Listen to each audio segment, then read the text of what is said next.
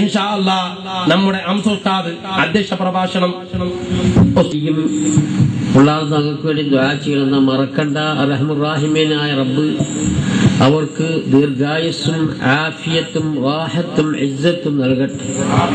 സുന്നത്ത് ജമാഅത്തിന്റെ എല്ലാ പണ്ഡിതന്മാർക്കും അള്ളാഹു ദീർഘായുസ് കൊടുക്കട്ടെ, ആഫിയത്ത് കൊടുക്കട്ടെ, ഇസ്സത്ത് കൊടുക്കട്ടെ. നമ്മളെയും അവരെയും അള്ളാഹു അവന്റെ ജന്നാത്തുൽ ഫിർദൗസിൽ ഒരുമിച്ച് കൂട്ടി അള്ളാഹുവിനെ കാണാനുള്ള തൗഫീഖ് നൽകട്ടെ.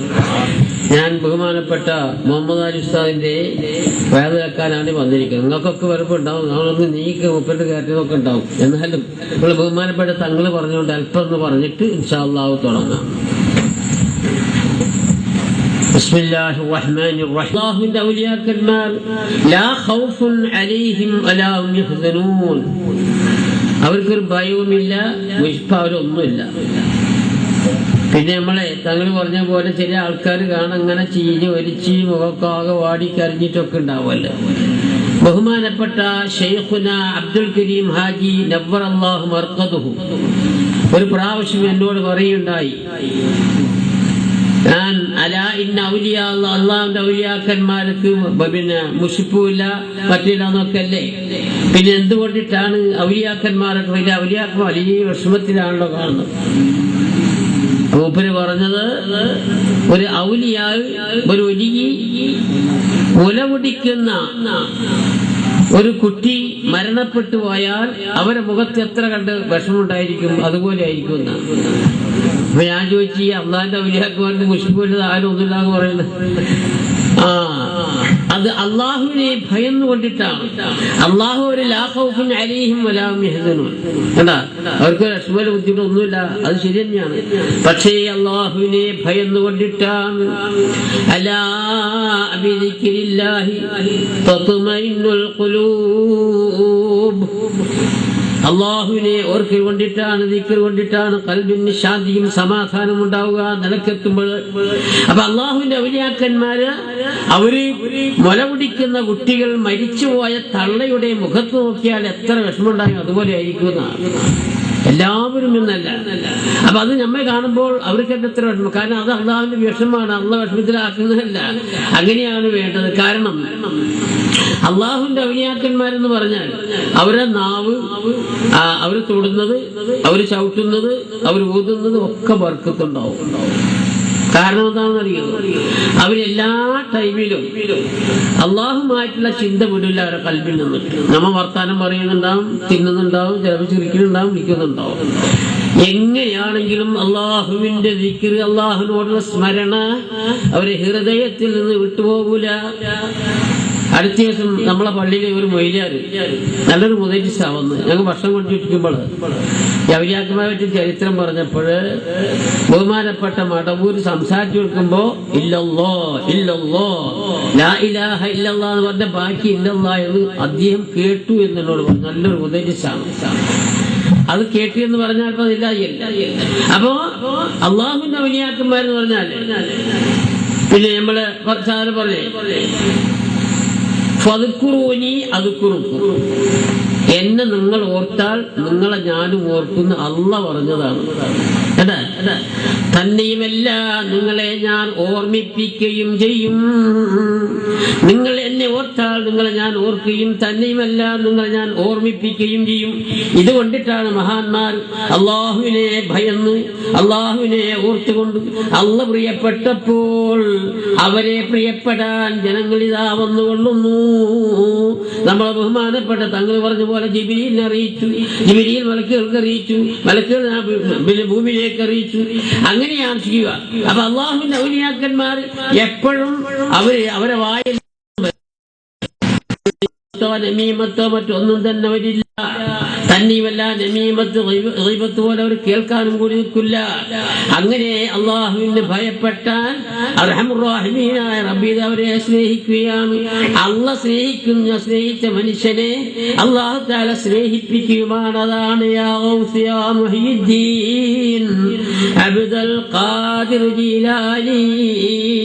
ചിലർ പറയുന്നത് എന്ത് പറഞ്ഞു ലാ ഇലാഹ ഇല്ലല്ലാഹ് എന്ന് പറഞ്ഞപ്പോൾ എന്താ ദിക്ർ, അല്ലാഹ് അല്ലാഹ് അല്ലാഹ് എന്ന് പറഞ്ഞ ഒരേ അതല്ല യാ ഗൗസ് യാ മുഈദ്ദീൻ അബ്ദുൽ ഖാദിർ ജീലാനി. ഇത് അള്ളാഹു വിളിപ്പിക്കുന്നതാണ്. കാരണം അള്ളാഹുവിനെ വിളിച്ച് വിളിച്ച് വിളിച്ച് വിളിച്ച് അള്ളാഹ് സ്നേഹിച്ചപ്പോൾ അള്ളാഹ് സ്നേഹിക്കൽ മാത്രമല്ല മറ്റുള്ളവരെ കൊണ്ട് സ്നേഹിപ്പിക്കുകയാണ്. ബഹുമാനപ്പെട്ട മുഹയ്യിദ്ദീൻ ശൈഖിന്റെ ഒരു കിതാബിൽ ഞാൻ കണ്ടിട്ടുണ്ട്, ഒരു മനുഷ്യൻ നന്നാവാൻ രണ്ട് മാർഗമാണ്. ബഹുമാനപ്പെട്ട മുഹയ്യിദ്ദീൻ ശൈഖ് പറയാണ്, ഒരു മനുഷ്യൻ നന്നാവാൻ രണ്ട് മാർഗമാണ്. ഒന്ന് അള്ളയും റസൂലും പറഞ്ഞത് സ്വീകരിക്കുക, നിസ്കരിക്കുക, നോക്കുക, ചെയ്യുക, കഴിവിനും കാത്തുകൊടുക്കുന്നില്ലേ. അള്ളാഹും റസൂലും പറഞ്ഞ കാര്യങ്ങൾ അനുഷ്ഠിക്കുകയും അള്ളാഹുവിന്റെ മഹാന്മാരായ സ്വാലിഹീങ്ങളെ സ്നേഹിക്കുകയും വേണം. ആ മഹാന്മാരെ സ്നേഹിക്കുക, സ്വാലിഹീങ്ങളെ സ്നേഹിക്കുകയും വേണമെന്നാണ് ബഹുമാനപ്പെട്ട മുഹയ്യിദ്ദീൻ ശൈഖ്. ആരാണ് മുഹയ്യിദ്ദീൻ ശൈഖ്? സുബ്ഹാനല്ലാഹ്. അങ്ങനെ ബഹുമാനൻ പറയുന്നു, നിന്റെ അറിവിൽ ഹയാത്ത് നിനക്ക് അങ്ങനെ സ്വീകരിക്കാൻ പറ്റുന്ന ഒരു സ്വാലിഹായ മനുഷ്യൻ ഇല്ല എന്ന് വിചാരിക്കാം. എന്നാൽ മരിച്ചവരടുക്കൽ പോയാ മതി എന്ന് ഇതുകൊണ്ടിട്ടാണ് മഹാന്മാരായിരിക്കുന്ന എത്രയോ ഔലിയാക്കന്മാർ നമ്മൾ അറിയപ്പെട്ട ബഹുമാനപ്പെട്ട ചാപ്പനങ്ങാടി ശൈഖുന ചാപ്പനങ്ങാടി വാപ്പൂസ്ലിയാർ, അതേപോലെ തന്നെ ബഹുമാനപ്പെട്ട ശൈഖുന കരീമാജി, ഇതേപോലെ നമ്മൾ അറിയപ്പെടുന്ന എത്രയോ മഹാന്മാർ എത്ര സിയാറത്തുകളാണ് നടന്ന് നടന്ന് നടന്ന് ചെയ്യുന്നത്. അവർക്ക് അവിടെ കുടിയിലിരുന്ന് അല്ലാഹ് അല്ലാഹ് എന്ന് പറഞ്ഞാൽ പോരെ, അല്ലെങ്കിൽ അവിടെ ഇരുന്ന് ലാ ഇലാഹ ഇല്ലല്ലാഹ് പറഞ്ഞാൽ പോരെ? അല്ല, അർഹമുർ റഹീമീനായ റബ്ബ് അതൊന്നും വേണ്ട എന്നല്ല. അള്ളാഹുവിനെ ഒരുത്തൻ സ്നേഹിച്ചു കഴിഞ്ഞാൽ അവനെ അല്ലാഹു തആല മറ്റുള്ളവരെ കൊണ്ട് സ്നേഹിപ്പിക്കുകയും ചെയ്യും. ഇതുകൊണ്ടിട്ടാണ് വിളിക്കുന്നതാണ്. അവർ പറയില്ലേ, വല്ല നിലത്തിന്നും എന്നെ വീളിപ്പോർക്ക് വായുടെ ഉത്തീരം ചെയ്യും ഞാനെന്നോ എന്നാരും വൈദ്യുതി പറഞ്ഞ് അത് പറയാൻ പാടുണ്ടോ? വല്ല നിലത്തിന്നും എന്നെ വിളിപ്പോർക്ക് വായുകൂടെ ഉത്തിരം ചെയ്യും ഞാൻ എന്നോട് അവർക്കത് പറയാ. അത് ശിർക്കല്ല. കാരണം അഫ്ആലുൽ ഇഖ്തിയാർ എന്ന് പറഞ്ഞിട്ട് കഴിവ് അല്ലാഹു തആല ഔലിയാക്കന്മാർക്ക് അഫ്ആലുൽ ഇഖ്തിയാർ അങ്ങനെ തെരഞ്ഞെടുക്കുന്ന ഖബറാണ്.